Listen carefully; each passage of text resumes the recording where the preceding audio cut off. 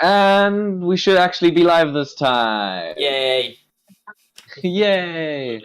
Welcome everybody to Quest and Quill Campaign 1, Facing the Frontier. We are now on Episode 4, Tunneling Deeper, where the party recuperates from having their asses thoroughly handed to them in the last session, and now must decide how they're going to proceed with their quest.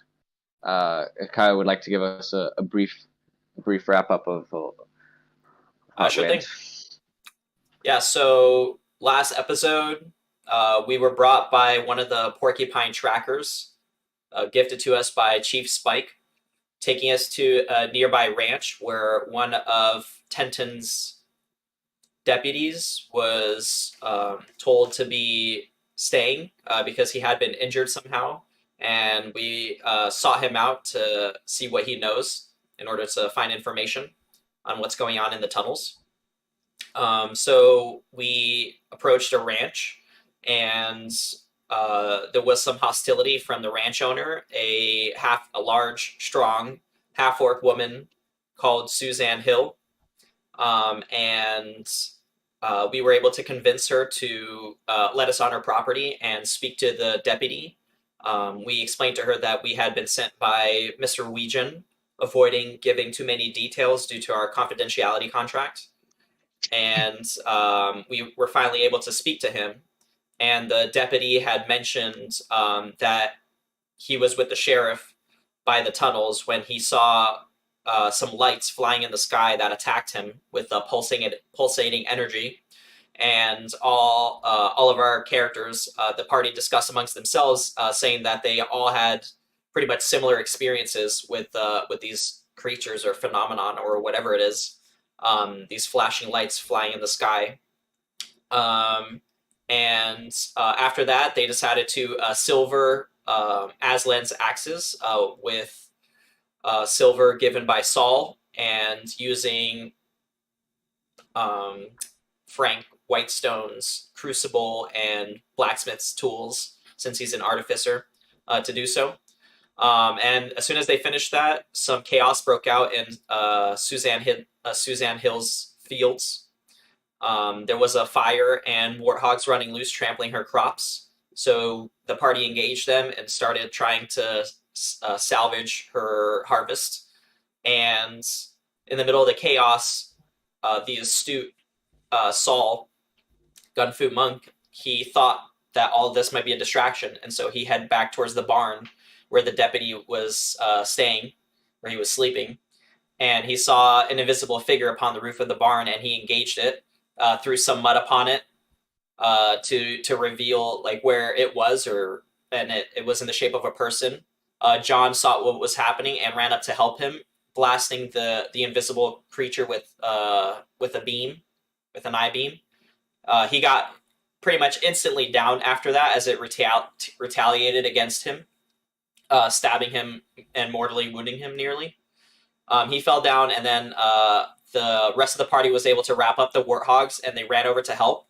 But before they could arrive, Saul had taken the halfling and tried running away with him, but he got blinded with some darkness magic, and chased, and unfortunately he lost the halfling to the attacker.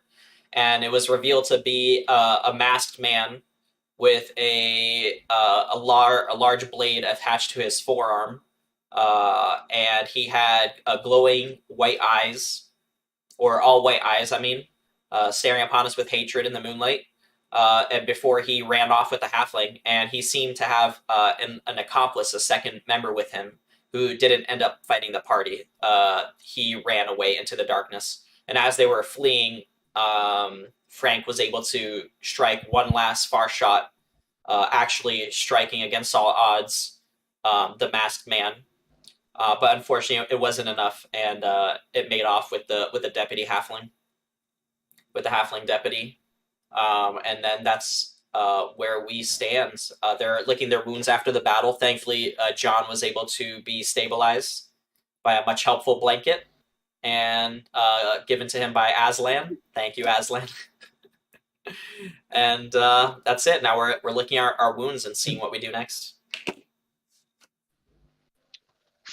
So with the fight being as brutal as it was for a couple of the members of the party, you all slept that night, and in your dreams you felt darkness wash over you, and in the darkness nightmares came, fire and acid and blades coming from invisible nowhere, and masked and hooded figures, and a great eye looking at you from beneath this mask. This this figure's only that Saul really would have seen clearly, but the others would have caught in darkness. This figure's lilac, nearly white, pale eyes glaring back at him. And in the morning when you wake, you're rested and you take your long rest. But the day before, you learned a lesson, a valuable lesson about the harshness of the frontier. A painful lesson. And that's why you all leveled up to level 4. Yay! Yay! Yay. Very cool. With that, whoever would like to wake up first is welcome to wake up first.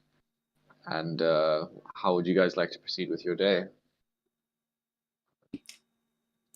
So, go ahead. Sorry.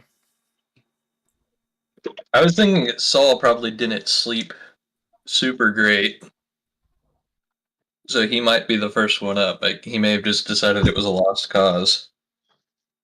Yeah. So I No think what magical he would do. healing, that injury is going to suck for sure. I'm sorry.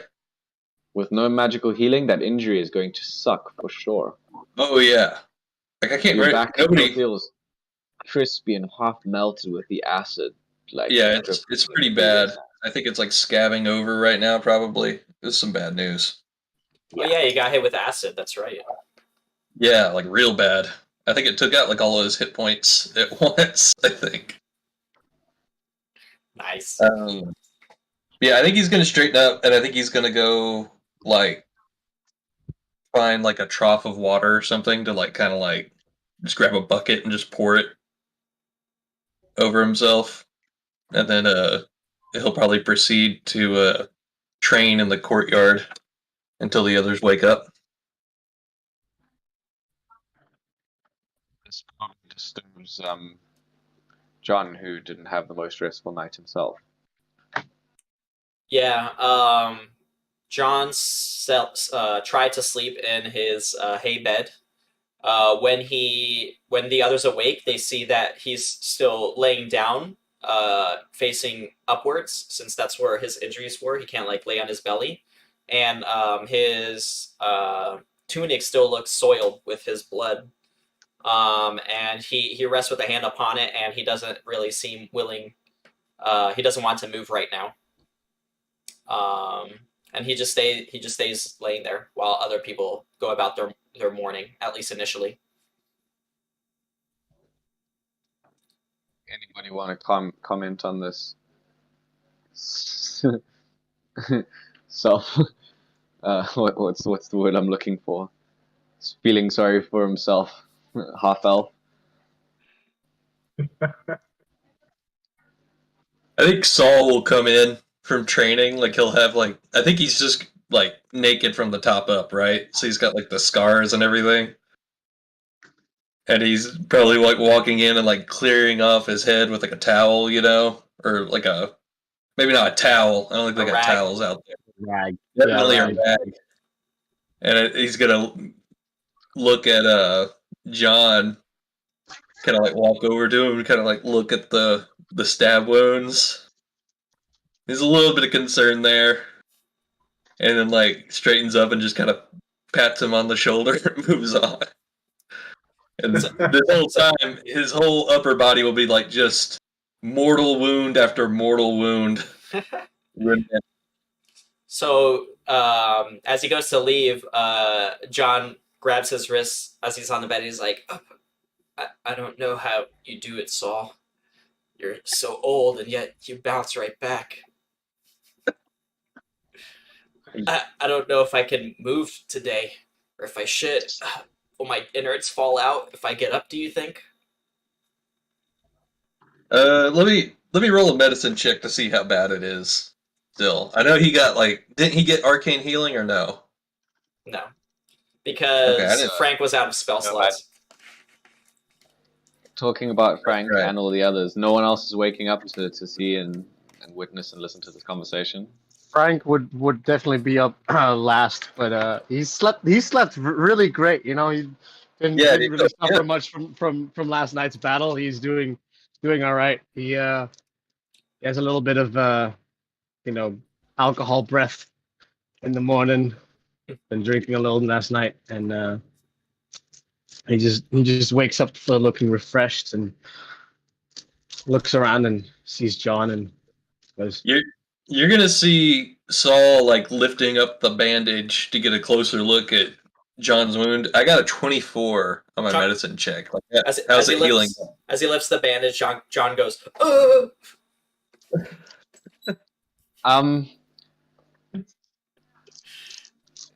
The bleeding is internal, but that's okay because that's where the blood is supposed to be. Yeah, With the 24 medicine check.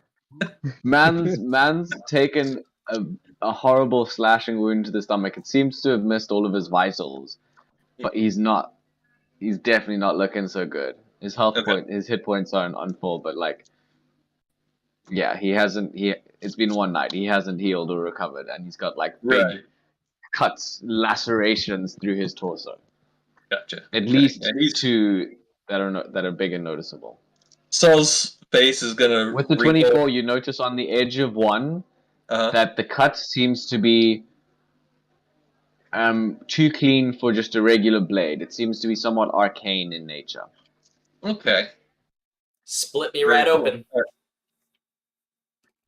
Saul's face twists into sympathetic disgust as he's looking at the wound, and How does it look? he's gonna grimace and look at you and be like, and then he's gonna pat the bed to gesture that you should lay down flat so he can change the bandage. Lay down flat or sit up? Sit up, lie down, doesn't matter. I guess sitting up would make more sense. I'm not a doctor in real life. Okay. So, well, I imagine we'd have to wrap bandages around his torso, so he'll sit up, or he'll bring up a hand, asking you to help raise him, help him sit. He'll very gently raise him up, very slowly, very gently, pulling up into a sitting position, and then proceed to change the bandages. Which and then he takes off his coat and stuff. Give you easy access to his body.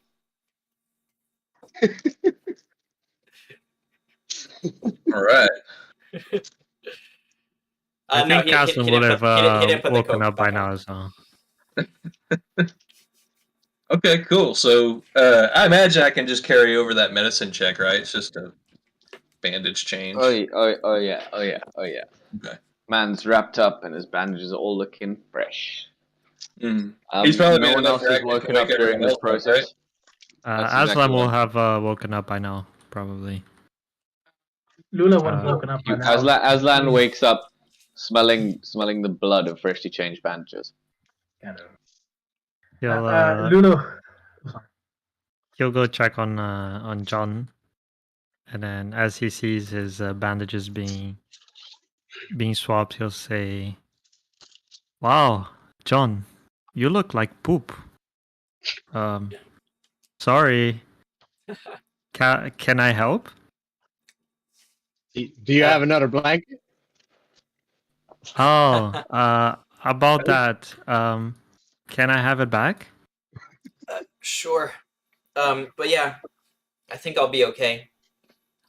Saul, he's got me wrapped real tight. I can hardly feel my midsection. Saul will take the remaining bandages and hand them over to Aslan with an encouraging smile, as if to say, "You're helping too."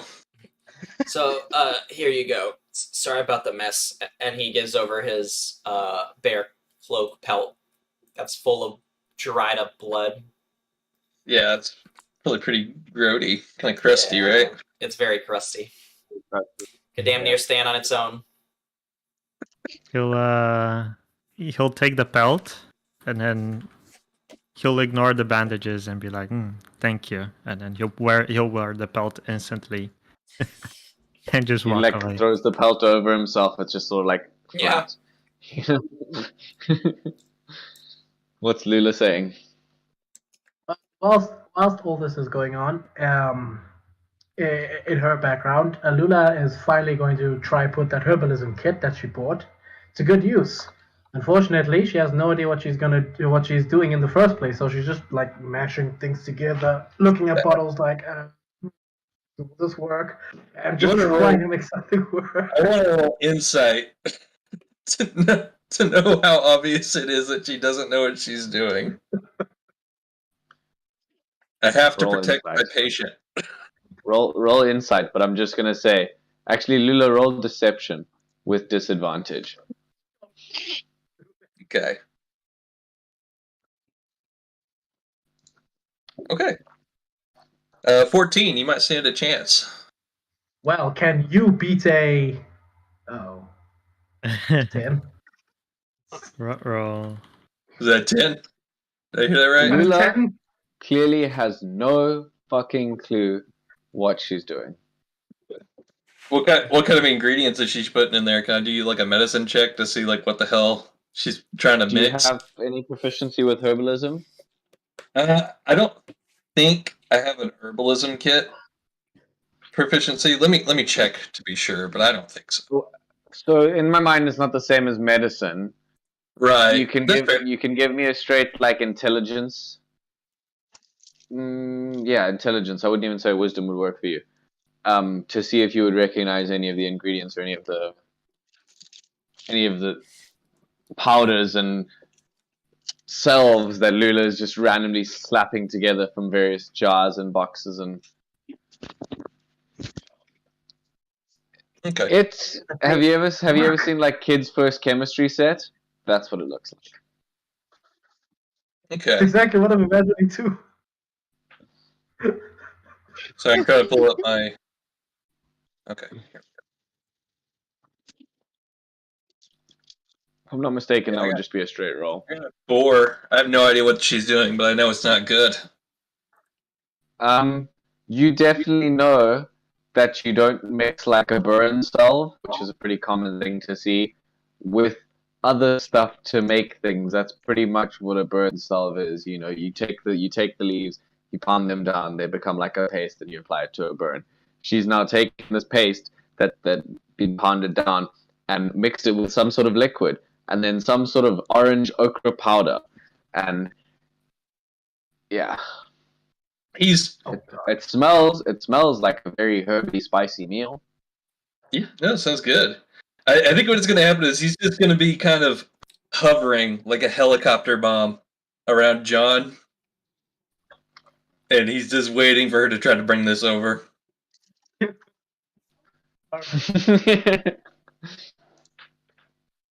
He'll be minding his own business, like at a distance, that's what it'll seem like, but he's definitely hovering. He's like rolling a cigarette, lighting it, watching, waiting. Might walk around a little bit, but he's definitely staying close. Maybe making John uncomfortable with how much he's sticking around. What are you gonna do? Once I'm confident in my ability to make. You've made a strange brown ooze. It smells slightly minty and almost like curry. It's magic. It'll all work out in the end. I say to she says to herself. So The fighter. Yeah, I know magic. It's cool. Yeah. So with this brown oozy concoction, Lula is going to turn around and see Saul, and she's gonna approach him and she's gonna say, "Hey, Saul, I got just the thing for you. You got hit by the acid blast. I'm sure you're not feeling 100%. Try this. It's got to work for you. Don't worry. It's 100% safe. His eyes go a little bit wider. It even smells good. I'm sure. If only he'd realized it was for him, he could have just gone. Oh, don't be like that. Save yourself, he's Saul. looking Save at it. yourself. He's looking at it. He looks down at this thing. He sniffs it. His eyes start to water a little bit. He looks up at Lula. And he smiles and nods and takes it. And Is he supposed to drink it? I appreciate it. I appreciate it if you did. They killed And we him. lost. He died. He died. Damn. It was Oh, I'm back. big alchemy kits got to him. Yeah. Lula, is he That was supposed weird. to drink it? I mean, I'd appreciate it if he did, but if he doesn't want to drink it, he can give some to John over there. Okay, no, wait. So if Frank will see that Saul is like clearly struggling with this concoction. Now hold and on. just- Now hold on. He's gonna look between that and he's gonna look up at Lula. And he's gonna you can see like the gears turning in his head. Do I discourage this young woman I've taken under my wing? Or do I bite the we can bullet see on the this gears turning in his head, but you can't just metagame your way out of You're not right. being able You're right. to. This is more for comedic effect. This is for the audience. This is what the audience sees. Nobody knows that. You can just see his gears are turning in his head, and he dips his finger in it and just grimaces a grin as he rubs it into his shoulder, nods enthusiastically, and tries to keep the rest of it for himself. Roll He me tucks it two in his d6s, bag. please. Hmm? I need 2 d6s, please, and then give them to me in order. Yes, sir. What in the world did I do? What have you done? I knew this was a possibility. She's giving you poison ivy. I ointment. literally Two? asked me like, how is this gonna work? I don't know how it works too. And I said, okay, well, I'll just give it random effects then. And a 6. First one was a 2. 2 and a 6. Second one was a 6. Okay. Sorry, I don't have the sheet up on me, but I looked at it like 20 minutes ago, so I think I remember how it goes. So as you rub this strange brown ointment into your shoulder, you feel at first what appears to seem like a soothing sensation, and you're like, maybe this is working out. And then, as quickly as it came, the soothing starts to feel like a burning sensation, and it feels like you've now rubbed hot chili flakes into an open flesh wound. No. Did icy hot? Is what you're telling me. Oh no. But more like deep heat. Oh shit. Okay, It yeah. burns. And He's as gonna it try burns to. you, the burn sinks into your flesh. He's gonna smile. Like I said, he's gonna smile enthusiastically. A tear's gonna go down his face, and he's gonna walk out. And if I need to roll a deception check, I will. I think you need to roll the deception check. Frank definitely would want to see how well this guy is doing. So I can do if I can do like an insight check to see. Lula, you naive little girl. That is a 12. Pretty much everyone has a passive perception of 10 to 12, right? Does anyone have over 12? I got a 12. You got a 12? I got 13. It's pretty clear to see that Saul's putting on a brave face. Lula, you can definitely tell that man's trying not to make a scene. He's going out for a walk. Lula is going to be taken aback and like bite a finger like, oh. Well, maybe the next one will be better. I hope so. Better luck next time, girl. As Frank just Oh, like he wants to pat you on the back, but he can only reach like you can only reach like a thigh. He doesn't reach very far. well, hopefully it'll encourage him to break his oath and at least tell me what the problem is next time. But what can he do? What can he do? So, So yeah. But beyond all this, I think it's time we talk about what happened last night. Can we wait? At least wait for Saul to come back. You guys Fine. wait 15 minutes. All right, Okay. Frank will say, Frank will react. You think he's going to be much help to this conversation? Maybe the potion made him more talkable. As rude as that sounds. Well, You guys hear a scream in the distance. Birds, flocks of birds fly in every direction. Well, he can be On the tree expressive. line. He can be expressive when he needs to. Oh heavens above! What have I done? indeed, Guys. how would everyone like to proceed? So, once Saul returns, I suppose he would see them gathered, and Jean would look to him. He wouldn't have his undershirt on, but he would have put his coat back on, and you can just see his bare chest with the bandages over it. And he still has a hand to his belly, and he says, "So, about last night, I feel like I don't know what that was. It made me question if maybe we're biting off more than we can chew. That was terrifying, to be honest. Should we really keep going on and press towards the tunnels? I don't know if we even have a choice or if that's where the deputy will be. Though I guess he's not really the mission either, is he?" Let's just finish our job on the finished job we were tasked to do. But who were those people, though?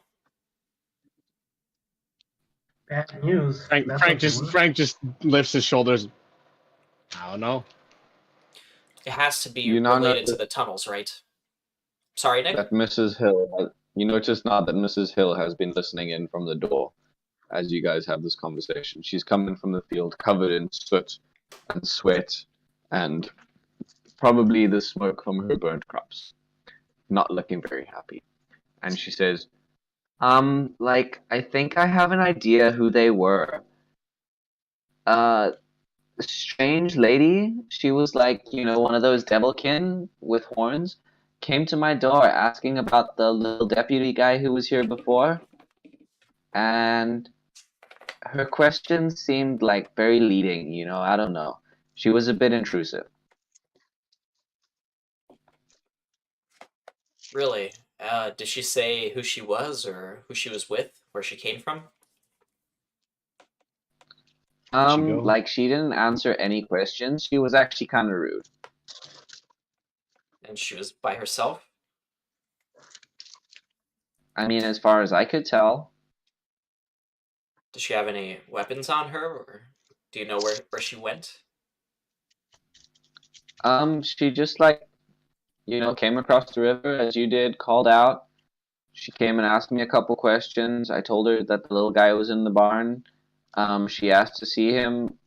I said sure, because she didn't seem to be any trouble, And then she left, and that was it. But I mean, it can't just be unrelated, right? Did this woman do anything to our friend, or? Yeah, what did he think of her? I mean, he was still out, And now he's gone. I don't even know what we're... And she just sort of looks confused, slumps against the door. John walks over to her and says, "Please, don't blame yourself. It's not your fault." She looks at you guys and she goes, "Oh, I don't think this is my fault at all. I mean, if anything, you guys were trying, but I don't know. Let's not play a blame game here." Oh boy. Damn it. John says, "Yes, I'm sorry about your crops and your property. I fear there's not really much we can do about it. But are you going When to be John okay?" says this, you can see Frank. You can see Frank just hiding behind Aslan as he mentions the crops. Don't worry. My husband will be back soon, and then when he's back, he went to go and earn some money, and he's gonna bring back supplies for the next year. We're pretty used to. I don't know if you noticed, but this place is not the easiest living. We make it tough out here. Yes, I do see that, and it's very respectable. I'm surely not suited, all that suited for the hardships of these lands, but I'm going to have to be if I'm going to make a difference. She sneers at you. Yeah, I'll say. So he turns back to the party and limps on over, and he looks at them and asks, "So, do we head for the tunnels today, or do we wait another day?" Another day. That's up to you, no? You wish to stay one more Can day you- here? Can you Ula? handle another day? If we stay another day, I can heal your wounds a little better before we head Exactly. out.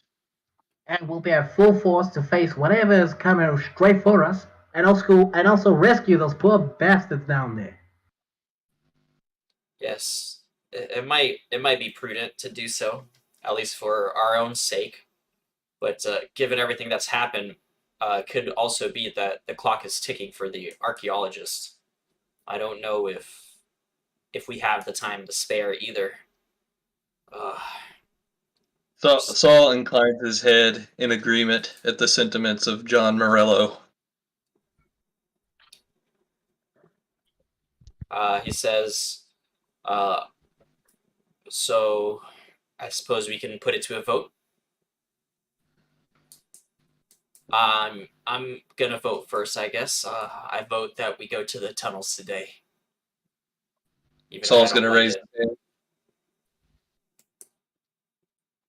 Frank will sigh and say, "Well, if your wounds won't slow us down, then today's fine with me." Well, I don't think Sure. I can do a lot of Whatever. running, but I can still move. I believe I can still fight. If we must, though, I'd rather we didn't.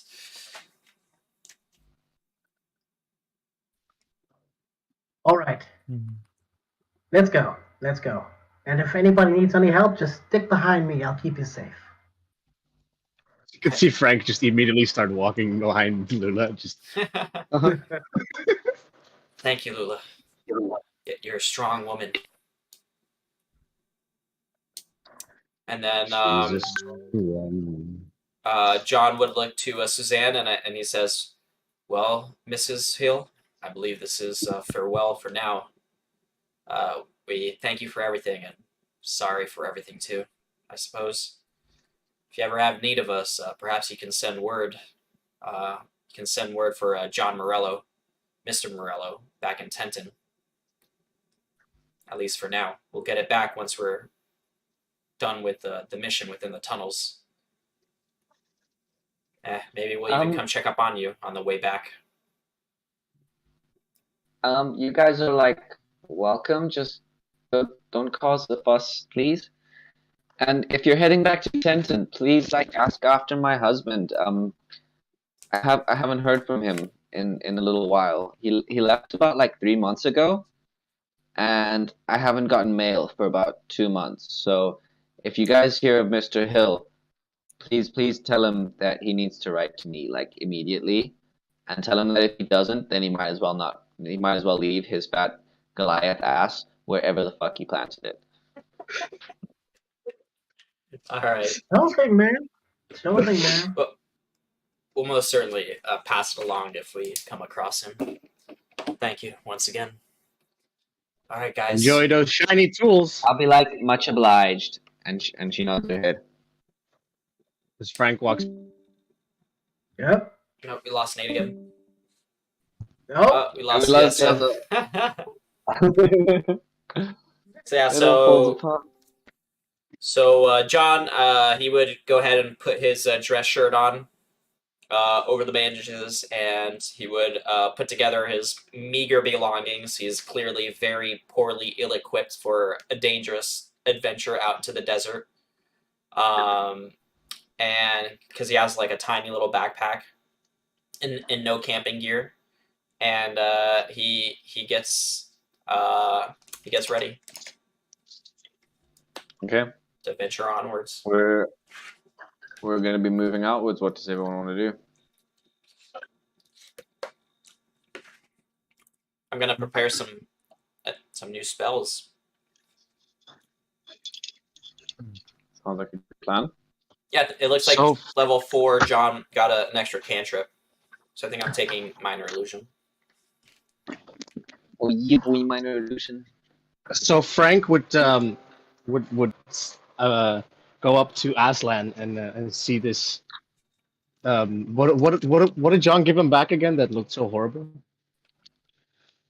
His bearskin cloak that he seems to always wear is now caked and covered in John's blood and viscera. And so when Aslan went to like swing it back over his shoulder, instead of flopping back over his shoulder as it stood, it sort of just stood there. So, Frank, seeming to wearing a new shiny glove he made last night, goes over to Aslan and says, "Looks like you could use some help with your cloak, sir. Let me get it there for you." And he moves his hand and he will prestidigitate the cloak being clean and make it clean. Nice. So you ended up taking that after all. Mm-hmm. Good stuff. I like it. Please describe to us how it happens. There are verbal and semantic components. So he just you could just see him humming as he just moves his hands, and the cloak just gets like shiny stuff around it and just gets cleaned all the way. Do do do do do. This is like Frank's infomercial. Just one quick shot with the cleaner, and your barbarian will be clean as hell. Exactly. Yes. Okay. If there's nothing that anybody else would like to do, I'll describe the journey then. Speak now, forever hold your peace. Sounds good. Put the Yep. stuff out. I'm good. Okay. Well, you guys journey from these hills back out and downwards down the river towards the Wave Mountains, which you can see before you. You're about half a day's journey from where you're supposed to go, but it's not that difficult to follow along the river and eventually find your way back to the railroad, where the desert terrain has once again turned to this caked earth of mud and rock and gravel and shrubbery, and thick thorny bushes that create what appears to be the most alive desert any of you have ever seen before. This area is somewhat based off the Kalahari, and I know Lutanda will know what I'm talking about when I say that, but it's a desert that has acacia trees and thorn bushes, and there seems to be life, and occasionally you'll spot a glimpse of like a small big-eared mouse, rabbit, and things along those sort of lines, you know. And you slowly approach to the basis of the Wave Mountains, where these mountains curve as if the wind has just continuously battered them for years and years and years. And as you stay underneath the shadow of the Wave Mountains, along the railroad, you see the tunnel up ahead. A black, dark cave. You approach 500 meters. Closer. Does anybody want to do anything as you approach? Question for you. I know the rail got all warped back there, but what about here? Is the rail like leading all the way up to the tunnel, or is there no rail at all? It seems fine. Looks like the rail where you guys left it in Tenton. Doesn't look warped. Okay, gotcha. Very well.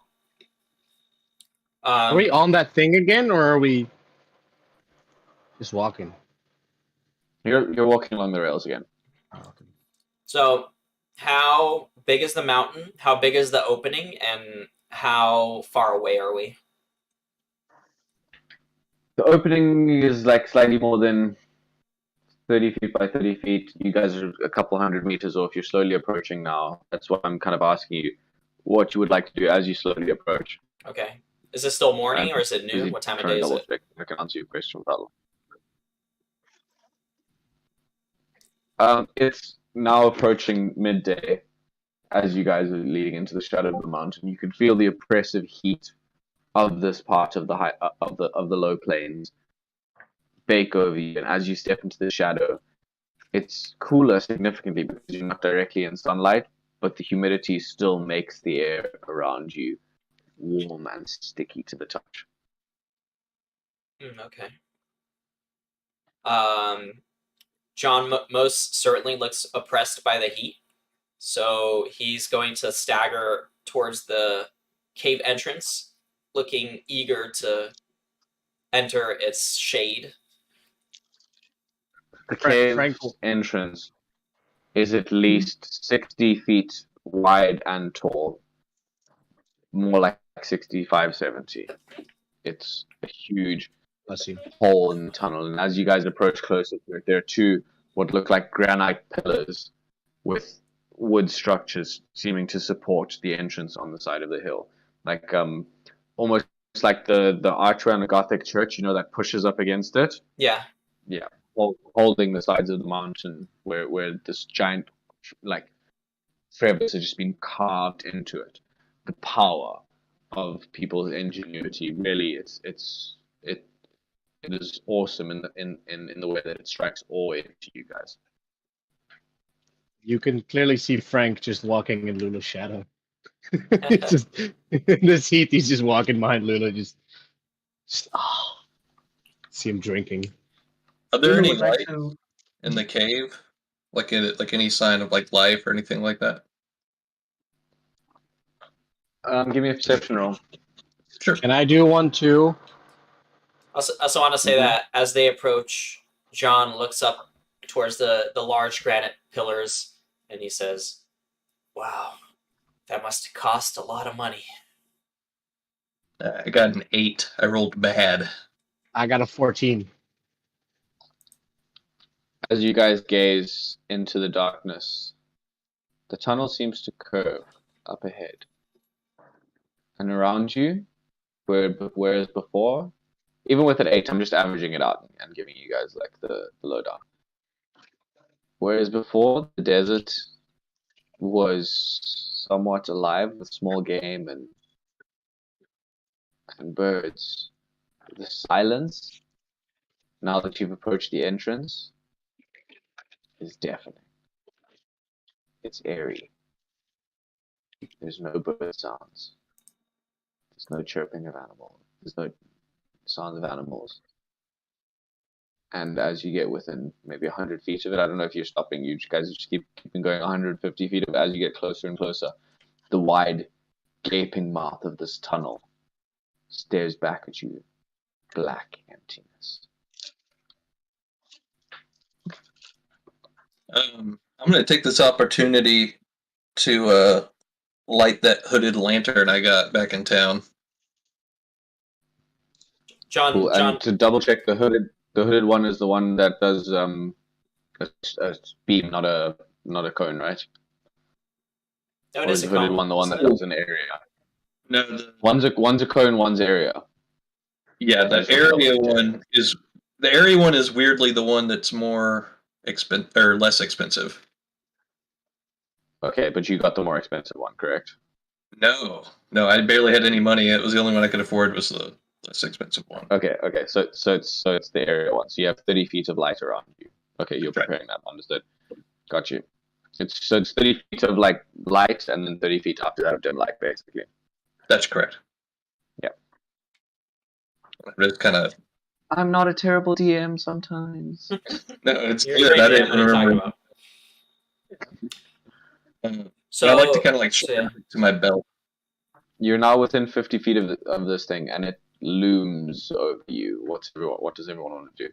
So John's gonna point to the left of the entrance, and he's gonna say, "Let's approach it from the cliff face, so that we're not in the open once we reach its arches." He would try and veer the group off to the left, off of the rails, and try and like approach the mountain. Not exactly like where the cave entrance is. Maybe like 100 feet off to the side instead. And then if we are able to proceed unimpeded, we would just walk along the cliff face and then approach the most the leftmost side of the cave, and we would peer into If it. you're trying to get off the rails, you'll notice that the rails don't exactly go into the middle because this thing seems to turn off to the right. On one side, there's about 15 feet between the edge and the rails. On the other side, there's maybe 25, 30 feet between the edge and the rails. On the left, it's 15. On the right is the 25. Do you still want to go to the left because it's not about the rails? You just want to get to the side. It seems to curve to the right. Yeah, I mean, I was just using that as an example. It's not about the rails for him either. It's about the tunnel entrance. Okay, so you peer in from the left-hand side. Who's looking through, and what are you looking for specifically? And are you using the lantern? Frank will also grab a piece of like, what is it, like a little piece of stone that he has that he like snaps, and then he shakes it, and then it turns into a little lighting thing. He has his own little light. He's holding it, and okay. he seems to have more of these, and he like offers it to the rest. Anybody else? Yeah, sure, I'll take one. Is it a stone, or is it like a piece of a stick, a piece of wood? It's like some like bendable material, you know. It's not quite plastic, but it's close enough. So it's a light stick. Gotcha. Yeah, it's a light stick. Okay. Secret underground Baygate raves use these. That's the canon now. Sure, I was gonna say it's for my magical tinkering, but sure, that's what it is. You're just doing an item with light, right? Yeah. I suppose John would, against common sense, would try to take the lead and peer around the corner into the tunnel to see what he can see with his dark vision. I'd like to accompany John just to make sure he doesn't get. But I mean, I imagine Me too. we're all right next to each other. Yeah, we're all right. You guys are like all up. You guys are all up against the cliff face. What I'm asking for is like what order you're in against the cliff face, because only about two, and then maybe if Frank was like looking below their knees, could see around the cliff face with you guys all being up against it. No, Frank would not want to see into the cliff face. Frank's not even trying to look around the corner. Gotcha. Frank, too wise for that shit. Yeah, like unlike John, he's learned his lesson. Wait, is there an echo in the cave? Are you gonna try and shout? Wait, Yes, I scream, wait. "Hello!" All turns and glares at everyone. John's just peering, trying to be sneaky and stealthy, just looking right around the corner of the tunnel, peering within, and all of a sudden, a lion head above him. Hello! It clearly freaks out John. It's like, oh, hello, God. hello. He looks. Aslan, shut up! Yeah. Sorry, continue. You can just hear Frank going, Aslan, shut up! We don't know what we're doing. You hear the echo reverberate through the cave. Hello, hello, hello, hello. And after a second of silence, you guys hear. Saul shakes his head dourly and starts loading his gun. Luna readies her shield. Just in case. Now Frank we will grab know his there's shield and gun enemies too. inside. I'm gonna take a hide action. Behind a rock. Can I take a dodge action? So You guys so do John what you says, like. whatever it is, it knows we're here. But I didn't like the sound Thanks, of that. Aslan. maybe it's more scorpions. But either way, you big strong guys, you big strong ones, you should go up front. We'll be following closely behind. Yeah, That's you why- guys, that's why I'm guys here. should go up front. You can see Frank just like mosey his way back. Just go that way. Come on, mosey on to the back now. Don't you worry, Magic Man. I got this. That's why I'm here. Magic man. And Yeah. we would proceed Says into to the the cave. quartercaster. We would proceed into the cave. I know Saul said he's hiding, but you have a lantern But at your belt. I'd poke my head. If you guys are heading in, he's going to come after you. You know, Okay. he's definitely not going to say anything. That's for damn sure. So wait, so Saul, I guess, is in the back with the hooded lantern, and he's eliminating the path for everyone. Yes. So So Can- I'm thinking Lula and Aslan should be 15 feet ahead. Yeah, and I think Frank gave out some stuff too to help with that. So yeah, I gave Who took Frank's light sticks? I don't know how many he has, but Saul would definitely take a backup one if he has one. Yeah, man, I got plenty. Yeah, he'll take one. Is it just as good as a lantern? I'll say by oil. He Frank pulls is out a going- fanny pack. He pulls out like a fanny pack that also seems to have like some bag keys in it and whatever. And he's Some like, yeah, bracelets. no, I got a couple of these left over. So yeah, some bracelets, some paper like wraparounds. How much light do they give off? Frank likes raves, bro. It's not my fault. 15 foot dim glow. 15 foot? Okay. So Is it 15 or 30? what? No, it's 20 or 30, isn't it? 30 bright, 30 dim. No, it's less than that. Well, for my And magic, if No, it it's isn't, 20. It's 20, right? Yeah. Yeah, Sorry, 20, my bad. 20 white, 20 bright, 20 dim. Yeah, 20 bright, 20 dim. So it's slightly less than the lantern. Okay, so You I'll keep guys- the lantern out, but I'll hold on to it. Frank would like to try and see where this ominous noise came from and try to locate what it is. I also have 60 feet of dark vision. Give me a perception roll, and you don't need to roll with disadvantage. That's what I thought. Can I give him the help action? How are you helping him see things in the dark, human? This lantern, I can see in the dim darkness. So I'm just going to give him a help action to, in case I see anything in the dim darkness that kind of skitters by, I can point it out to him. He hands him a Roll carrot. the second dice. Sure, roll the second dice. Hands him a carrot, lol. That doesn't matter. It's still 17. 17. Yeah, the first one was a 17. The second one was a 15. So, So, you guys illuminate your lights and start to venture into this tunnel. You walk 30 feet and notice as it starts to slightly curve off to the right. Another 30 feet and it starts to straighten again. Another 30 feet and you're looking around and you're keeping your eyes peeled and there seems to be the tracks, gravel, bare stone, wooden pillars, supported with iron beams and rings. Almost smashed into the wall with their appearance. And as you're doing this, you notice that the bare stone walls don't seem to be in any way weird or strange, and as you follow along the rails, you eventually get to a point where you notice that the cavern opens up a little bit more than it had before, and in front of you a train, derailed, sits there. The front seems to be fine, but as you go along it, you notice the back, just one side of it seems to be slightly at an angle, where its trucks have hit over rocks that seem to have collapsed from there. And if you guys want to proceed forward, where you find the train, am I hearing anybody stop as you guys look around? Well, I would Frank try would and see what. cautiously.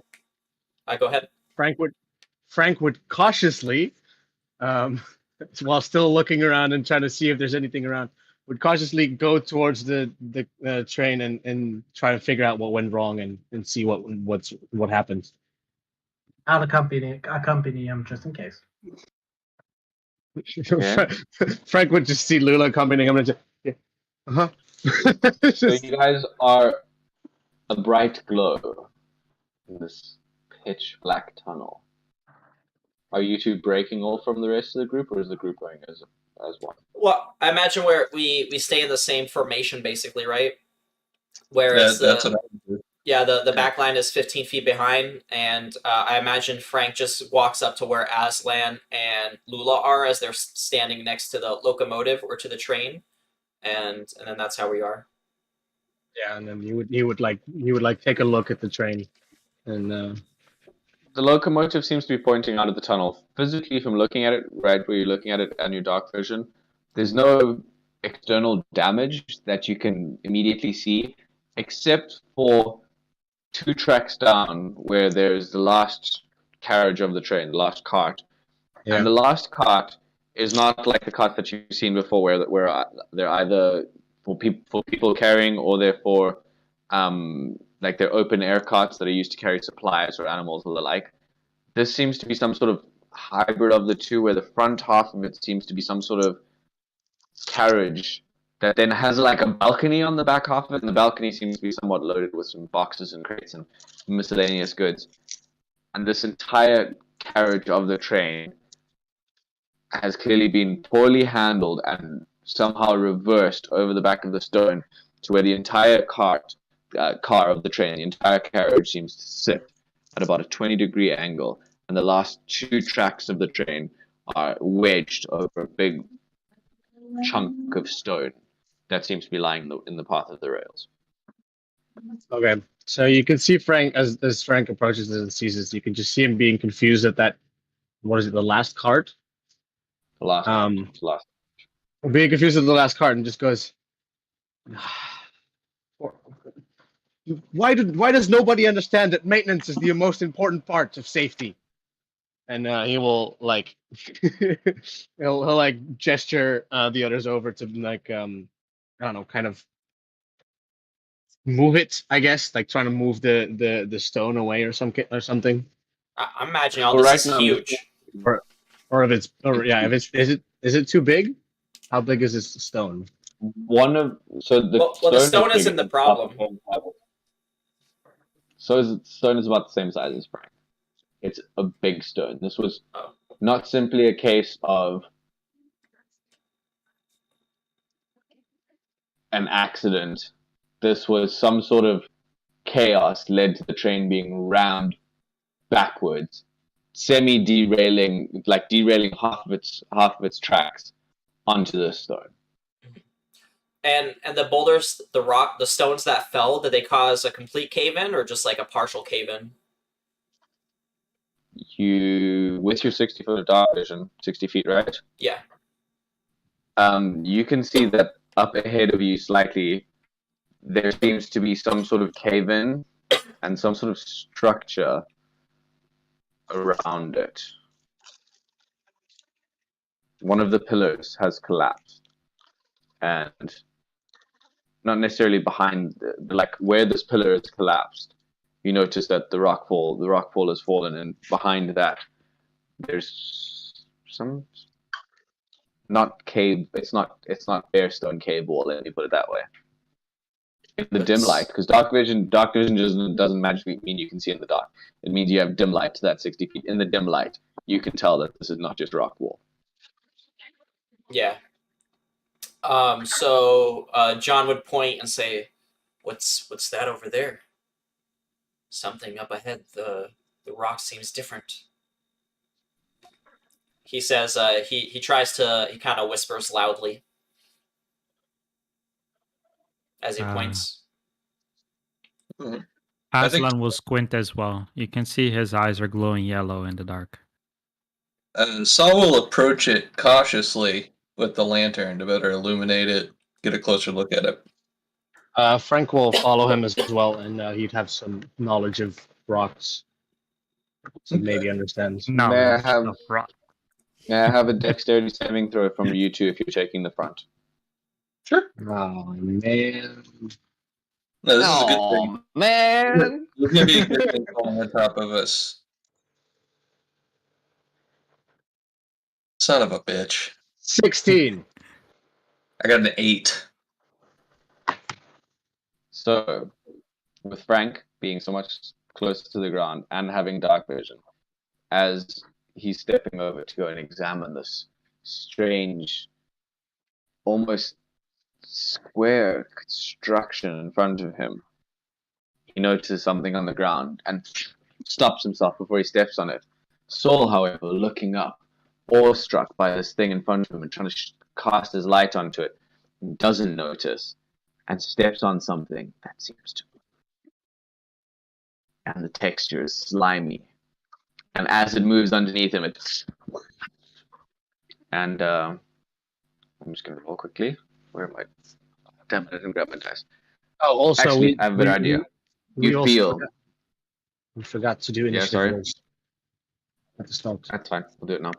Okay. You feel the slimy texture as your boot is pulled underneath you, and we'll take a break there. Oh, nice. Oh no! That's good because Oh no. You guys I both rolled a 1. All right, I guys, didn't make we'll some be coffee, back. man. See you guys in a We'll bit. be right back after this commercial break. Sure.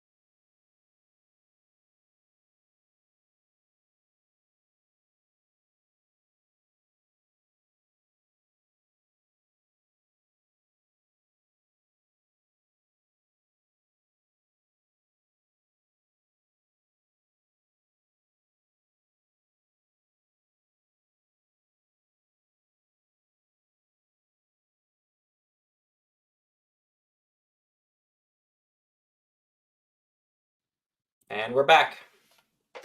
Currently on a whiskey break.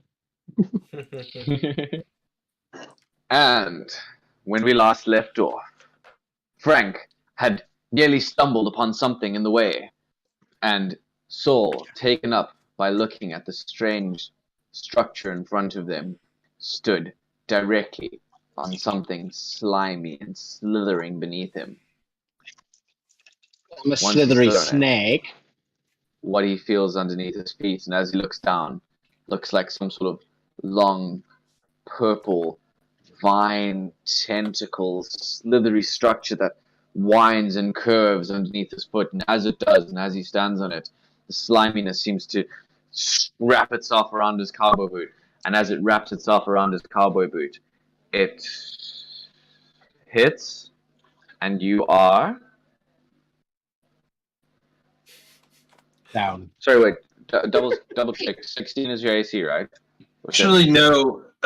It's technically 17 now. It just, 17, for some right. reason, the character sheet isn't taking to it. It misses because it rolled a 16. Total 16. This thing tries to coil itself around your leg, and you're able to just in time pull yourself away from it as the slimy, slithery thing retracts and starts to pull itself back into a wall. You guys have about the time of a reaction if you want to do anything. Azam will draw his weapons. Time of a reaction. That's not enough to move, is it? No. Is it enough to attack? That's what you want to do. I mean, cast a spell. When I say attack, I mean cast a spell. If it's a reaction spell, it should be That's fine. exactly what I was thinking. It's not a reaction spell. If it's just a reaction, I don't think I can do anything. I'm 15 feet away, so I don't get an attack of opportunity. So how far am I away from it? John would say, "Look out!" You're right next to it. Right? Yeah.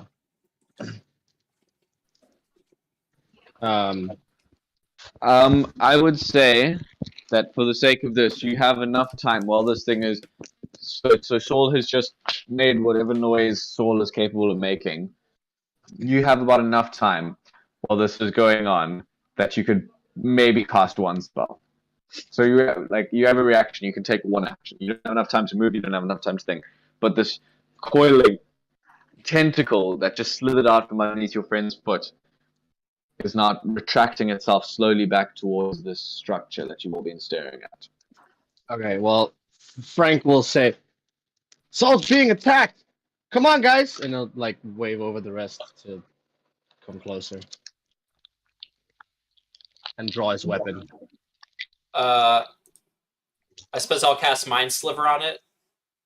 It needs to give me an Intelligence 14 DC save. Or Intelligence save DC 14. All that. I'm sorry? This thing has a trait, so don't get me... I'm just holding up and I'm going to ask you because you know. It has a trait called Mindless. It is immune to any effects that would read its thoughts or reveal its emotions. Would that give it... It doesn't say anything about having an advantage, but I would say that it has an advantage about mind. Okay, fine then. Yeah.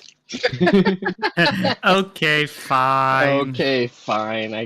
I guess my monsters won't get advantage. But does Mind Sliver... Is it... Well, it sounds like it can be mind read. That's it. That's all the thing does. Mind Sliver is more Sliver... like a straight up mental attack. It's more of like a manifestation of his mind. Going into whatever this creature's mind is. Whatever this thing is. Yeah, basically. Okay, so let me put it this way. You're able to do this, but as you do, you feel as your psychic energy emits from yourself, you can roll your damage for me, because it definitely fails. You feel something deep. Alright. So like thud against something, and it echoes. It reverberates. Echo. So John sees this tentacle, this creature, whatever it is, slither by Saul's leg and he gasps in reaction, and just out of pure fight or flight instinct, he begins to say, "Irot Aruch Emoyo," and his eyes glow purple. I don't know if the microphone caught that, but his eyes glow purple, and It did. he casts Mind Sliver on the creature, and he strikes it for 2 psychic damage. Here, and I'll roll its d4, and it's gonna subtract 1 from its next saving roll. Okay. From its next saving throw. And that's his reaction. Okay, good to know.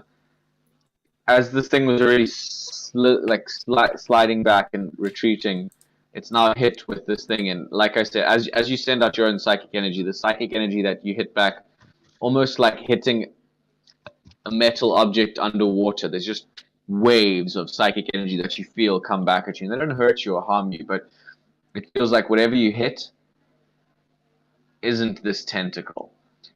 Yeah. And just real quick, I want to say that as that happens, he sends out this psychic attack against whatever it is, and it doesn't seem to last long. As he quickly closes his eyes and he puts a hand to his head, and he goes, what is that? And that's it. And this tentacle seems to retreat back at an even quicker pace. If anybody wants to do anything, it's now running.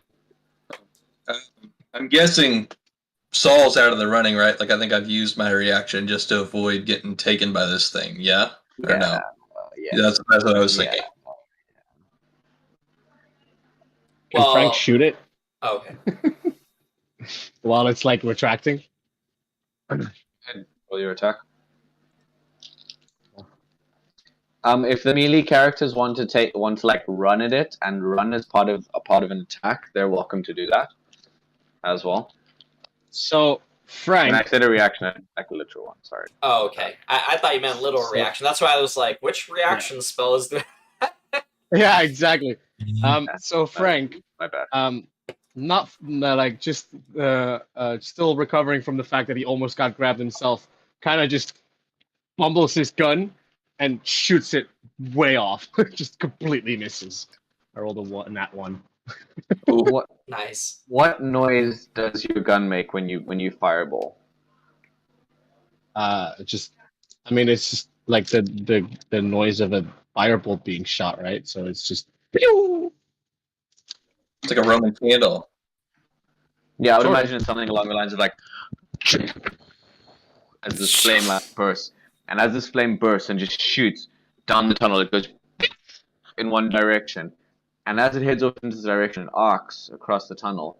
You guys notice that further down the rails, around whatever the structure seems to be, the end of the tunnel where it would continue atop the rails has also collapsed. And it seems that the cave-in hasn't just happened wherever the structure is, but also wherever Frank let his fireball disappear into the darkness too. It hits against crumbled stone and snaps into the black. And that's what you're doing. Melee characters, do you guys want to try and run and take an attack at it or something? No.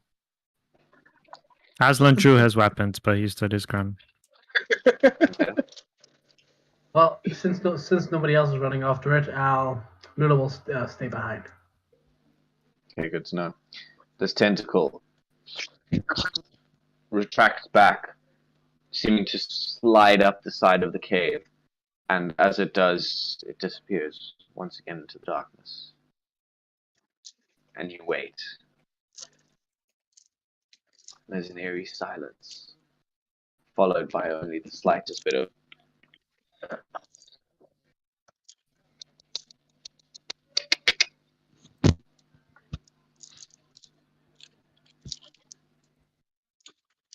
All right.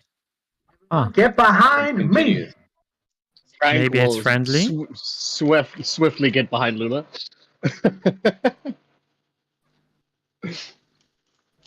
Don't mind if I do. How big is the cavern we're in, and how well lit is it with us localized in one area? Is it just the Can we just see the 60 feet? You guys are welcome to go into the other rodeo. I don't think you need to put it up in the stream yet, but I will put the map up for now, so you guys can see what's happening. Where are you putting it? Just give me 1 second before you guys will come in. It's been put in the general chat. Okay, just don't look, okay? Just don't look. Okay. Alright. Almost clicked on it, but okay. Just give me 1 second, sorry. You guys know I'm bad with shadows. You're good. Oh Getting yeah, shadows. yeah. Oh, with fog? Stream. With Well, fog, yeah. Well, stream. We're gonna take another 10 minutes before Nick figures this out. So No, I There's no figured it rush. out. There's no rush. I watched a YouTube tutorial. Believe me, I'm better at the shadows than I used to be. But that doesn't mean I'm particularly good. I just wanted to make sure I had it all right.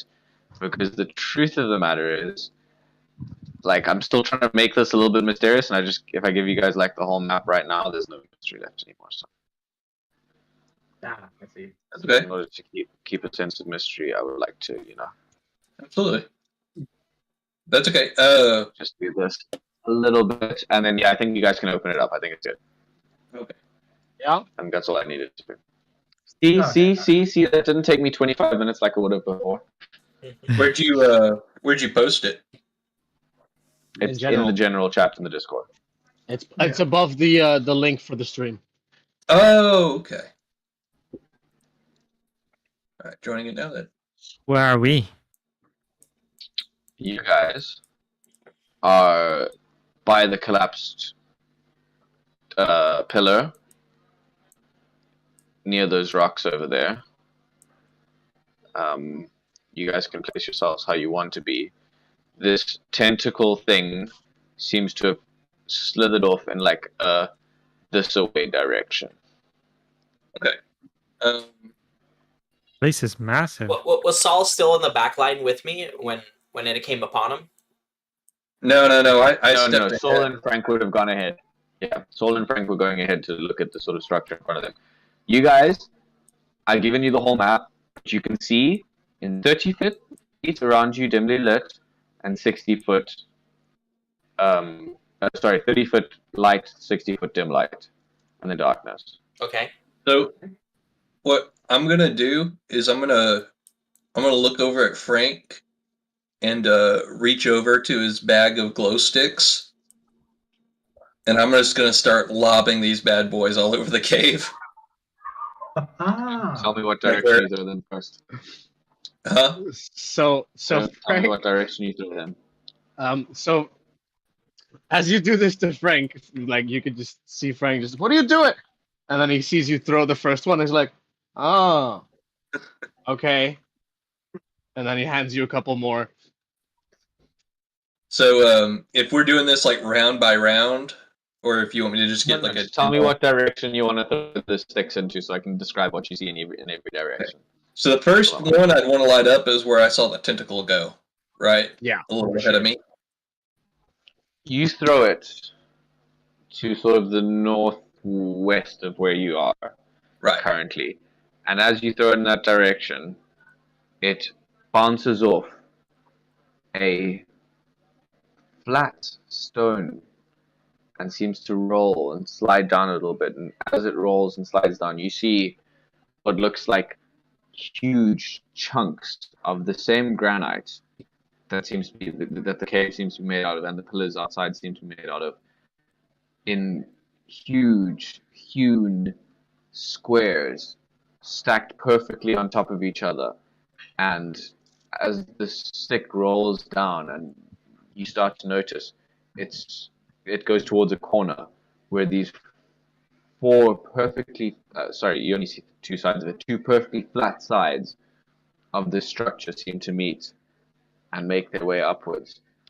It's some sort of pyramid shape, some sort of angular, like decahedron, whatever it is. Decahedron is a different one. Tetrahedron.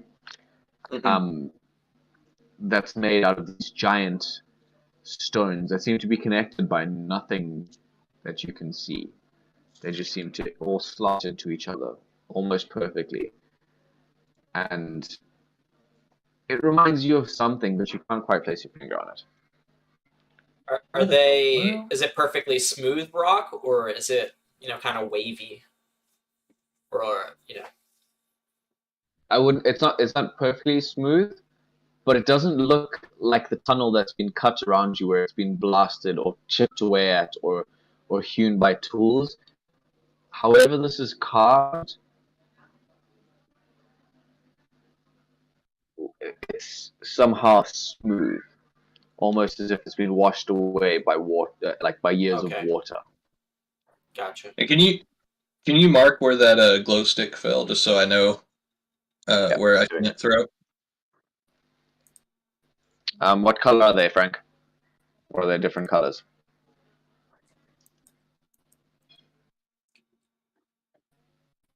Yes, sir. They are different colors. They're like, they're glow stick. They have like different colors. There's like a red one. There's like a blue one, a green one, a purple one. The first one was lime green, and it landed about there. Okay. Now there's about 20 feet of light illuminating from that area, and it hit the corner of this pyramid structure and slid down sort of one corner and illuminated what I described to you. Gotcha. And it's now sitting in a spot in that corner. Sounds good. All right. So where? Okay, that way. And I'd like to. Could I try to listen to see if I can hear it moving around after I throw that? Exceptional. In the meantime, what's everybody else doing? Frank will walk behind Lula as Lula said earlier to get behind her, and that's where Frank will be. John will say, "I think it came from over there." He points, pointing towards the green light coming from the glow stick. The light. Saul rolled a nat 1 on his perception check, trying to hear this thing. So I feel like John just kind of got up next to him and said that in his ear while he was trying to listen. No, literally. You trying to listen out, and Frank is sneaking next to Lula, and you can hear Aslan scratching his thick fur, and you can hear, and then John just sneaks up behind you and whispers that in your ear. Not even whispers, he sneaks really close to you and says it really loud in your ear. Aslan will ask, Saul, do you hear anything? He shakes his head. He's whipping his head around everywhere, trying to get a glimpse of this, trying to figure it out. He's going to try to throw another one, if that's okay. Oh yeah, you have. Frank has given you a couple more. Okay. Before he moved away. He's going to grab a blue one. You crack the next one. It glows a luminescent yellow. Okay, I'll make a yellow one. Is it okay if I mark on the map where I want to throw them? Yeah, tell me. Show me with just mark it yellow, whatever. Okay. You can throw 20 to 40 feet. It's the same as throwing a dagger. So wherever you want it. So I want to throw one there. I just marked that yellow X. Into the rocks. Yeah. Gotcha. You throw it into the rock, and it illuminates this section in front of you that was dimly lit anyway by your lamp, and you notice that it casts even more light off this pyramid structure, and you notice that these stones don't look like they're stacked on top of each other. They don't look like they've been laid like bricks, because they're in this perfect angular shape of a pyramid.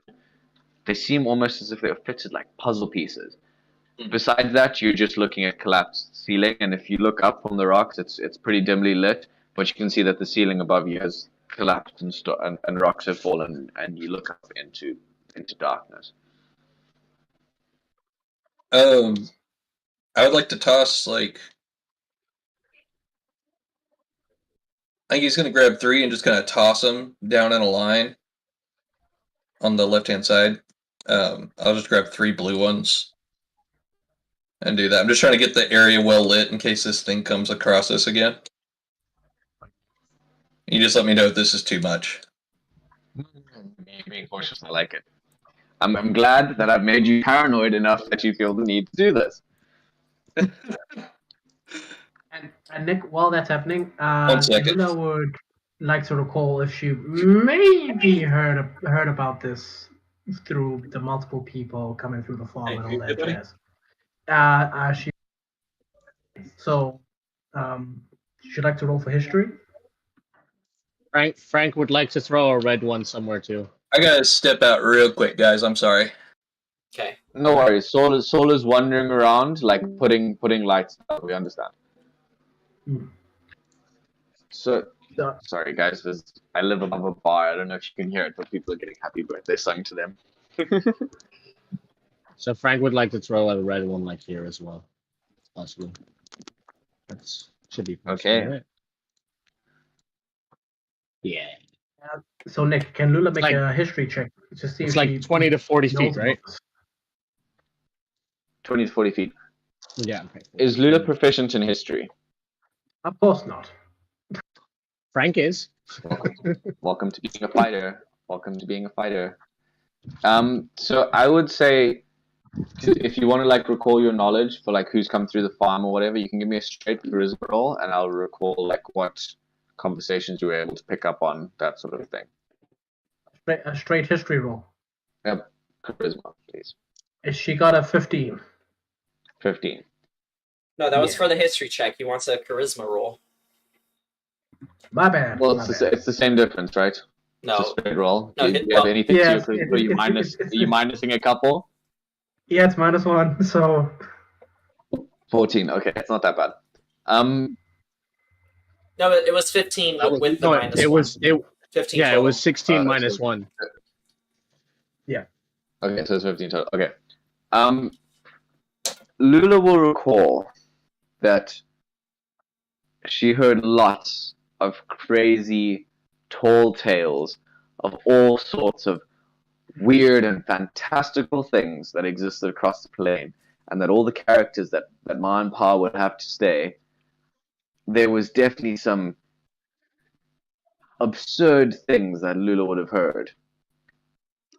But she doesn't recall of hearing of any tentacles, except in the sea, like related to ocean stories. Let's put it that way. fair enough. You've heard of Lula's giant going- squid monsters.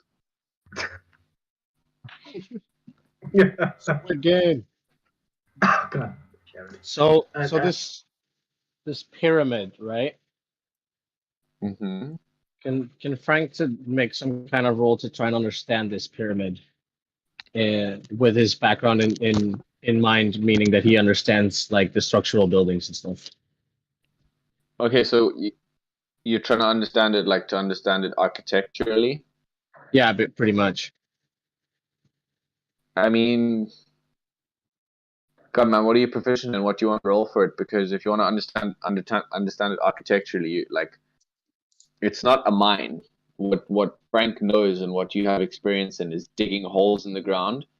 This thing, someone dug a hole in the ground and uncovered this thing, is what you can clearly see. Does it look like this thing was here before the mountain or something? Like it's embedded in the stone, or Embedded in. oh, it is, okay.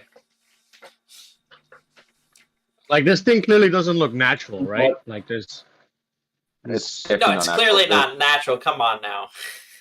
Yeah, no, but that's what I'm trying to. I'm trying to Puzzle shaped rocks that perfectly fit into each other. Come on. yeah, exactly. Frank is trying to understand what this structure is, basically. Yeah, like I think we just take it at face value. We don't. It's mysterious. We don't know what it is. Yeah. What I want to know though is with the light that we threw, does it reveal more of it? Because there's still fog over by that corner there. That's just behind it, basically. It's, as you can imagine, it's 3D. It goes up like that. You just can't see the other side of it. Does that make sense? Gotcha. Okay. And you mentioned that it's a tetrahedron or whatever it's called. Isn't that a 4D object or something? 4-dimensional object? I hope you paid attention in geometry class. It's a four-sided pyramid, whatever the name for a four-sided pyramid is. I'm not very good at geometry. I'm not gonna lie, guys. Maths was not my strong suit in school. Really? Even shapes I wasn't particularly good at, and once they started introducing letters into the math, man, it was a mystery to me. And you said it's a four-sided pyramid, or is it three-sided? It seems to be like a square-based pyramid. Okay, so it's a polyhedron. Polyhedron. Thank you. Yeah. Oh my Yeah. god. Oh my god. Kyle paid attention in geometry. No, I literally just Googled it. That's Google class. That's even better. Tetrahedron is a three-sided pyramid. I was thinking of a four-sided dice. That's why that came up. Gotcha. Yeah. Sorry, like a D4. A D4 is a tetrahedron, which is why it's the first thing that came to my head. All right, welcome back, Saul. They've discovered that this pyramid is indeed a pyramid, and it definitely isn't just stone that is carved that way. It's not natural. That's pretty much all we did. Yeah. Okay. So John says, I don't think we should be chasing it into the darkness. Perhaps we should just keep following the tracks. Maybe the archaeologist is somewhere down that way, away from the scary Black Pyramid. We're just gonna let it get away? Yes. Yes. Okay. Never mind, I'm not. I thought we were gonna go after it, guys, but You don't have to fight everything, big guy. guy. I was talking to Aslan.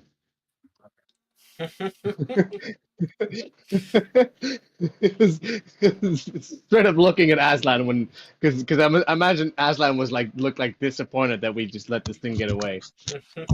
Now that the pyramid's kind of well lit, can I just look at it for any signs of movement or maybe a crevice where this thing may have gone into?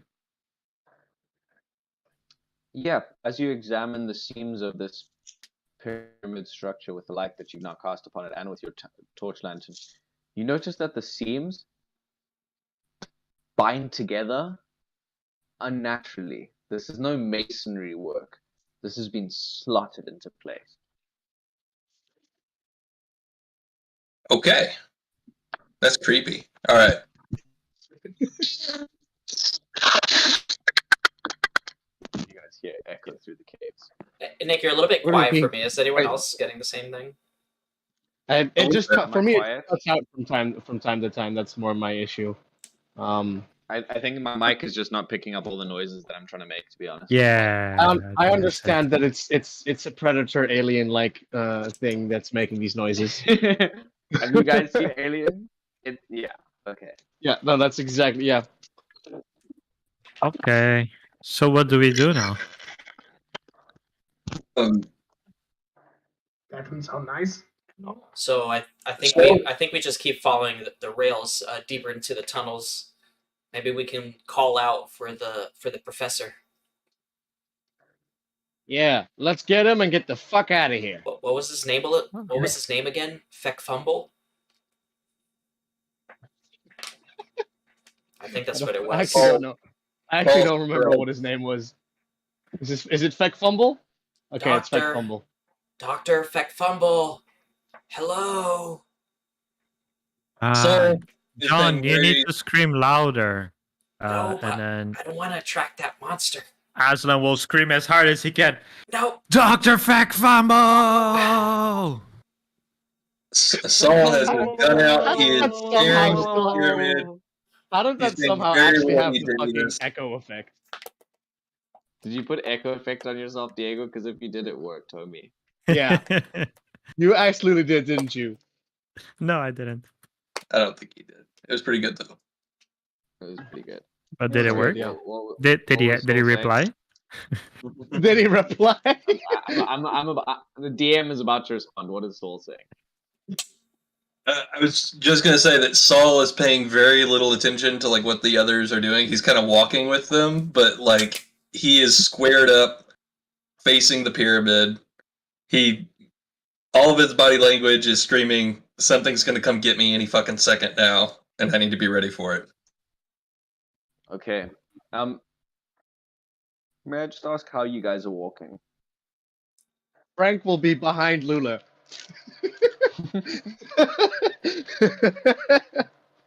I mean, John is where he is on the map, and he just looks really apprehensive and on edge as well. Okay, so Fear I'm is just gonna clear stick on with his face. The same sort of formation as that, and Aslan calls out into the cave for Dr. Feckbumble. This call echoes back, Dr. Feckbumble, Feckbumble, Feckbumble, Feckbumble. And then from the darkness, you hear what sounds like a deep, creaking groan, like. I don't know if you guys heard that. Did it come through at all? A Yeah, little, just a little bit. only a little, just a Almost little like bit. almost like the creak of a door opening, you know? Mhm. Right? Oh shoot. That came through. Exactly. And Something's coming. you hear what sound like. Can't hear I it. can see her mouth No, moving. that one's I can not just coming see her through. mouth. I can just see her mouth moving. Shit. Zertai, I quite want to good. I want to climb into the back of the cart of the train and take cover. You can do that. All right. You guys were like, I'm assuming you're walking further down the tracks before Aslan yelled, so you can like jump back a little bit and make another move.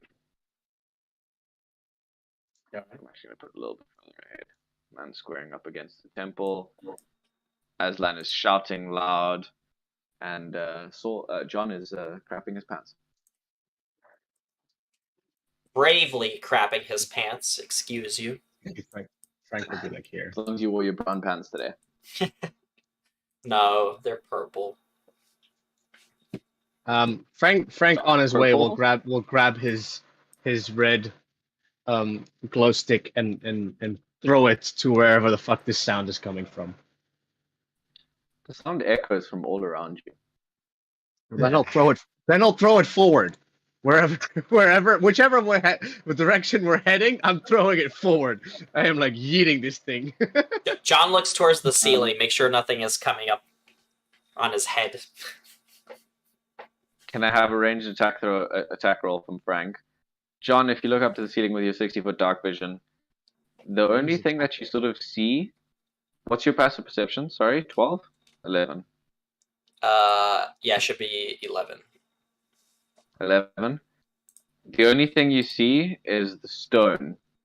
And then if you just look ever so closely, occasionally you see the stone seem to just shift, realign itself a little bit. It's above us! Look out! So what is this? How do I do this ranged roll? What I roll for Just this? whatever your ranged attack throw is. Your thing plus your dexterity modifier. Dexterity. Okay, you know what? I'm just gonna roll just some d20 and just. Is anybody else doing anything? It was a 7. You throw it down the cave, and as you throw it down the cave, it bounces across the tracks, and as it bounces across the tracks, you notice something at the edge of the tracks just. It's over there, guys. I see something. Which way was that on the map? It's all around in us. front of you guys down the track. Forward, basically. Okay. Just somewhere along this. How about you just mark on the map where you threw down the light, like the other stuff? Yeah, help me out a little bit. Let's see. Probably be around. Be around like here. It's not very clear on the map, but that's the way it is. Like exactly.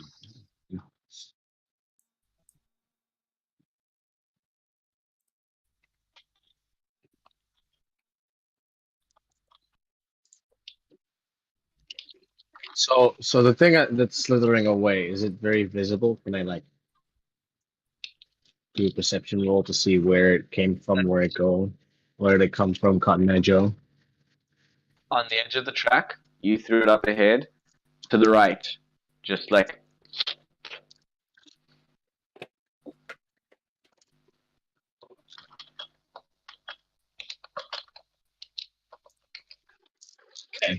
Well, Frank already said like it's over there, and he pointed towards where Nick just described it. He's not going anywhere then. It's slithering off. You seem to have somewhat disturbed it.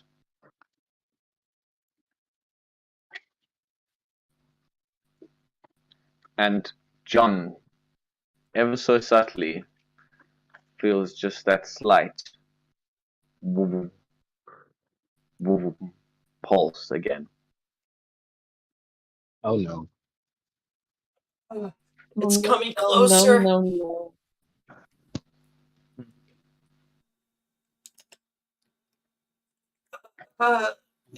Get ready, guys. And then we Saul just, has his I guess I'll just precast Eldritch Blast and hold it as an action until I see something hostile. That's cool. Frank would throw down his his little cannon and mounts the Force Ballista on top of it. Saul will take cover behind this rock. He's got a gun in one hand and the Bowie knife in the other. What are you, Rambo? Maybe. Maybe, perhaps. Possibly. Are we rolling for Luna's going initiative? You all. I don't know. I did. You'll take your position as this thing seems to slither away across the tracks in front of you. And once again, there's silence. And once again, your lights seem to be the only thing, and you feel your eldritch energy well up inside you, John. And then the 6 seconds passes, that would be your action, and it dissipates and fizzles out. I can just And hold once it again- indefinitely. You can hold it indefinitely. I thought you can only hold your action until the next turn. Or you just have to take the next act. You have to hold your action until the thing is triggered, otherwise you lose that action, right? But you can just keep holding it, or what? Yeah. I Okay. can just use my was action each ruin turn to like renew it, you know. Fair, yeah. Well, it's ruining the suspense one way or Sorry. And once again, you guys hear this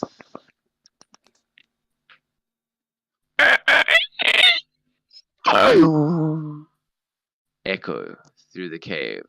I want to use Remember, perception as to if- pinpoint where that's coming from, and I want to shoot that motherfucker. I'm getting tired of this. You can roll a perception roll for me. Okay. Frank will As want- you hear Frank this will for wanna the do one final too. time. As you hear this last time, you also 24. hear what sounds like a knocking, like a metallic knocking, tink tink, tink tink tink tink tink, coming from inside the carriage behind you. Yeah. With a 24, you can tell that these noises have more than a single origin point. And worse than that, from that single origin point, the noises seem to echo back and answer each other. And not only are they just echoing back, but it seems to be that the multiple origin points of these noises seem to be multiple things making noises. Guys, I think we should pull back. John is gonna hop down from from the cart and he's gonna go closer to the group. Alright. Saul's going to look around nervously. On top of everything else he's heard, he's also, I think he's also picked up that noise that you mentioned from the carriage. Mhm. So he's going to back up to that, like kind of like shooting, like looking You around. guys hear knocking on the carriage, and you Yeah. know that the doors are like metallic with like glass windows in them, and you hear like the I don't know if you can hear like the glass knocking noise. Yeah, he's going to coming back into from- that. He's going to back into that door, and he's going to look to like kind of glance back and look through the window, see who's It's making dark.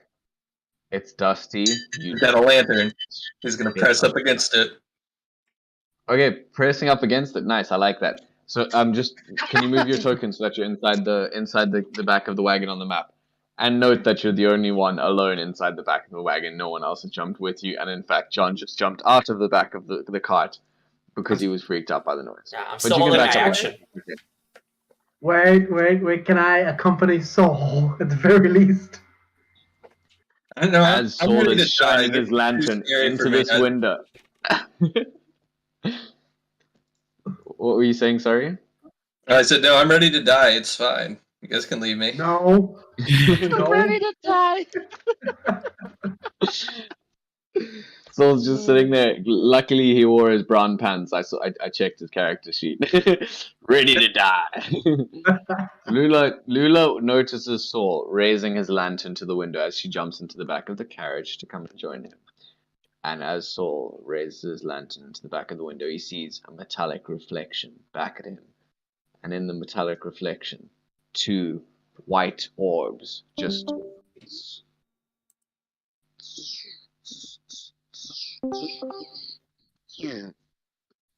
Inside of it? inside. Yeah. And then you see once again this metallic reflection as what looks like a metallic fist comes up against the glass and just knocks the glass once more. Okay. So make sure I understand this. I can see inside, I can see like these 2 orbs of light shifting around That look like eyes, yeah. that look like eyes, but they're like moving. White eyes that seem to shift, Okay. Do they look like the white eyes of And the the- fucking creepy dudes that fucking murked me the other night? You mean last night? I mean, it's probably giving you PTSD, but they don't look the same. Okay. Now, I think he's gonna like jerk back a little bit.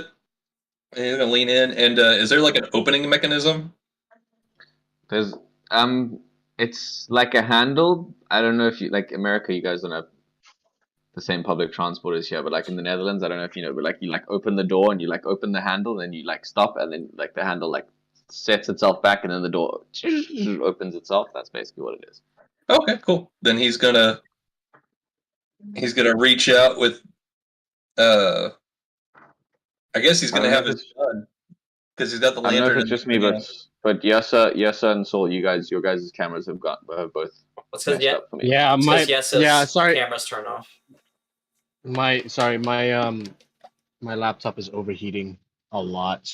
Okay, no worries. And Saul, I think your background has just gotten like fuzzy. is that mine? Is just fuzzy or? Yeah, like I just see purple. I don't know what. Are you guys seeing the same, or is it just me? Looks okay to me. It looks fine on my end. He might But, have to get more in. He might have to get a little more into frame because he's like a little bit more off to the side. But apart from that, it's fine. Yeah, I Okay, scooted in a just little me, bit don't more. worry about it. Okay. You proceed and you open the door with your gun, and as you open it, you slam the handle down, and the handle slams open, and you notice in front of you a humanoid figure, bronze in color, almost with like a shiny copper tint to them, and these 2 white eyes, almost like bovine eyes. And Kyle, I think I sent you the picture on WhatsApp. If you want to put that up, Okay. that's what that was for. These 2 white circular orbs with black slits in them, almost like if you've seen goat eyes. They look like goat eyes, and they look at you, and they go, and this metallic figure wearing a nice yellow overcoat and a yellow hat looks up at you and goes, "Good afternoon." Okay. Do I know what the hell this thing is? Like, is this common fare for like on a? Saul would have seen a Warforged at this point. Yes. Okay. An automaton. Because I don't. the gut reaction of the human behind Saul was like, I'm gonna kill it. Yeah. But Okay, no, so Saul what's your doesn't do that. He recognizes this as a Warforged, and he's gonna kind of peek in behind it, see if there's any like other living things in there. or if it's just this guy. You're putting Mr. Weejan in. I don't know why it's Mr. Weejan. Yeah, it's just it was the old image. I fixed it. Okay, no worries. No worries. So as you peek in above the head of this humanoid, warforged automaton, this creature looks back at you and goes, "May I be of assistance? My name is Automaton Intellect, AI. Designation AA03. Archaeologist's Assistant. May I help you?" So, like, Isn't Lula standing next to him? yeah, he pinches his nose and like looks at Lula, and then Yeah. starts trying to wave Lula Frank will see this over. little creature in front of her as well, with this brass copper finish and these white analytical eyes staring at both of them. You man or machine? Interesting. I am Automaton Intellect, an assisted body to help with the research of doctors and professors. Can I help you today? Yes. Don't worry, guys. I've seen these things back in the capital. Usually, rich folks, they're able to make their own people, apparently, to serve as servants, I guess. But you say you work for Dr. Feckfumble. Do you know where he is? We're looking for him. We're here to rescue him. The head slightly cocked to the side. I am indeed in the service of Dr. Feckfumble. However, I am currently unable to find his location. Have you, by chance, seen Dr. Feckfumble? At this present moment, I am unable to ascertain his location. You can see that the eyes, which sort of independently look at both of you, one goes and looks at Saul, and the other one goes and looks at Lula. They now seem to come together, and you notice that the squares turn into little circles, and the circles seem to go as this creature seems to be thinking to itself how it can answer your question. His eyes have a little loading icon. Go, gotcha. That's the thing. So John would ask him, well, we don't know where he is, but where have you seen him last? AA03.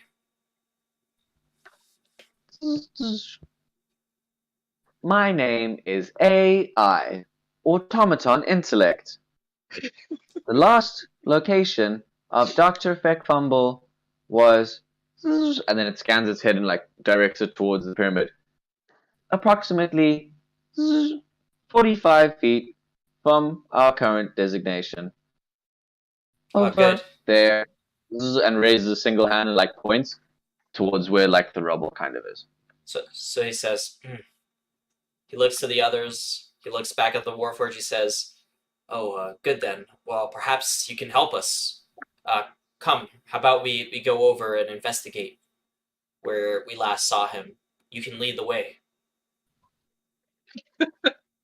AI goes, "How may I help you?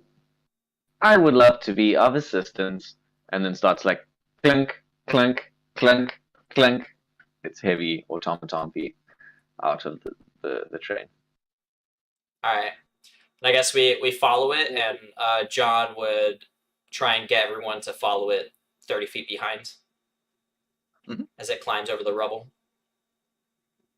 This creature, more deftly than you would imagine, and especially considering the way that it spoke and the way that it seems to move and its robotic nature, it seems to deftly climb over the rubble and gets to the designation and looks up and goes, "At Dr. Feckfumble's last known location, the ceiling had not collapsed. This rubble appears to be new."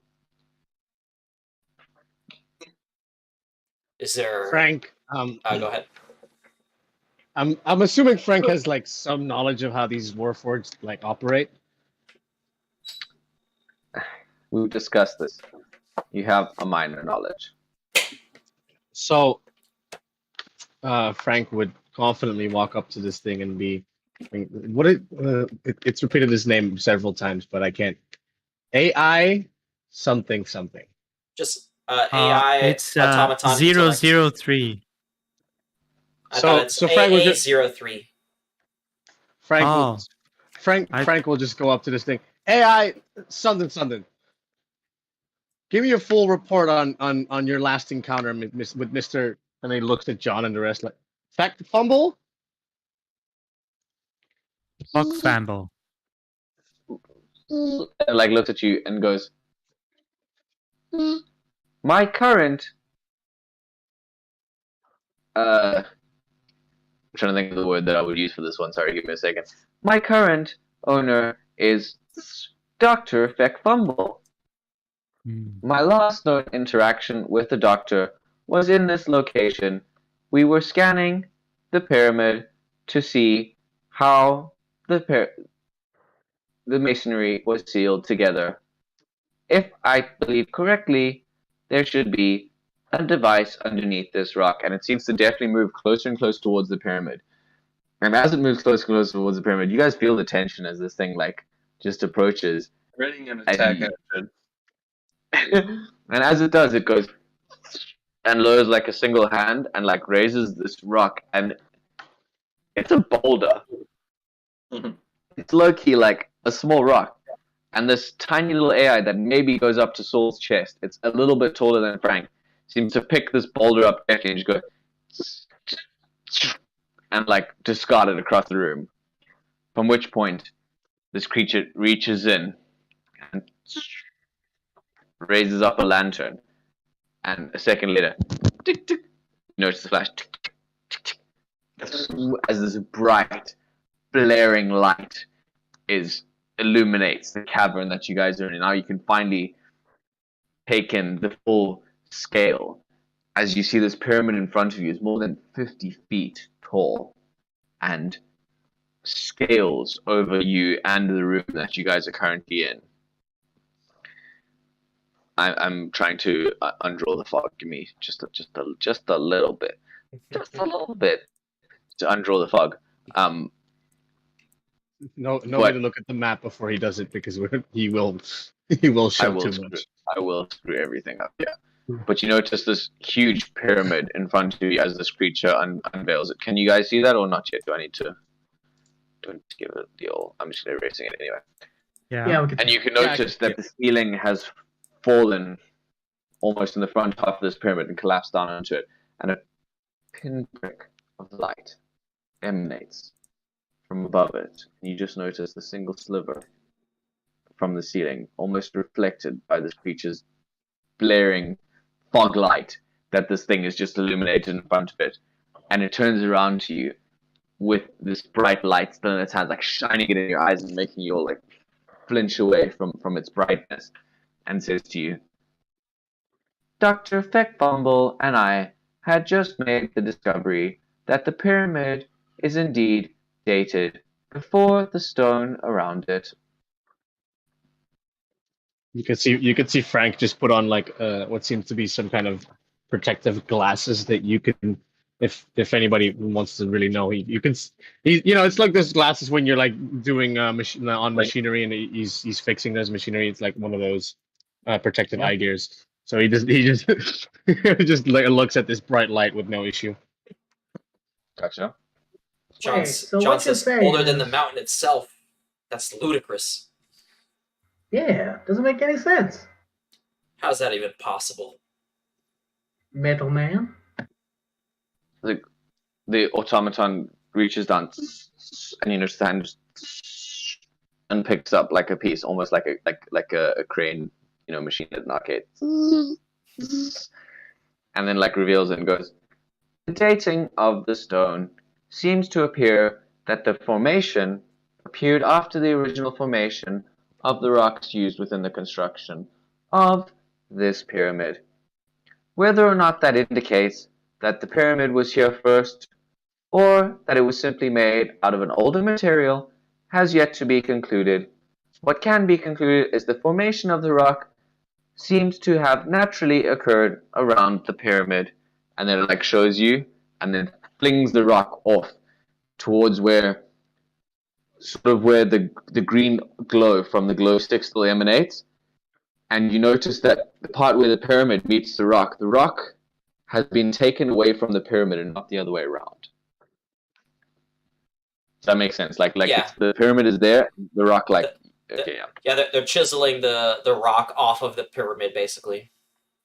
Yeah. Yeah, Gotcha. exactly. One sec. You mentioned Quill. you mentioned a device that Feck Fumble was seeking within the pyramid. He looks at you. I mentioned no such device. We were simply researching the origins and possible implications of such a discovery upon this land. And are there any entrances to this thing? Maybe the professor is hiding within it, within the pyramid. AI scanned back at you. As of yet, there are currently no discovered entrances to the structure. What happened to And Mr. Feckfumble? Where did you run off to, middleman? I don't think You he haven't knows. finished Guys- your report. You guys have just your last asked this interaction. creature. You guys have just asked this creature like several questions, and its head zaps. And then the little loading screen goes again in its eyes. Guys, I think we need to go easy on it. It looks like an outdated model. Dana, this is the most that. Yeah, I'm not. I'm very. Like, after a second, it seems to snap out of it and its eyes come back and it goes.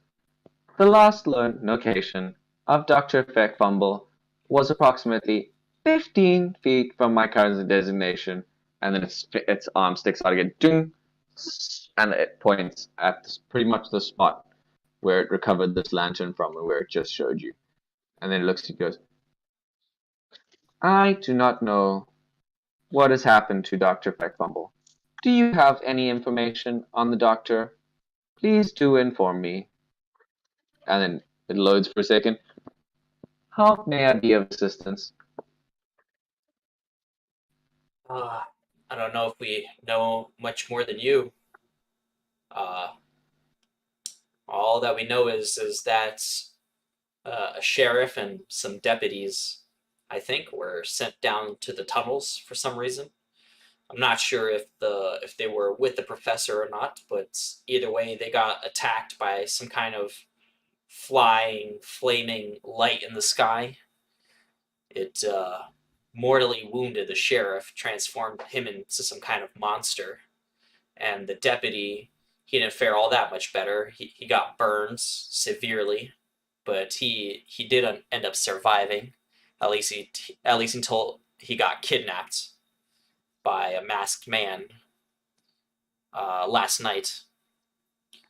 Now, beyond this, we know as much as you that the professor was lost here within these tunnels, likely has something to do with this pyramid or whatever it is.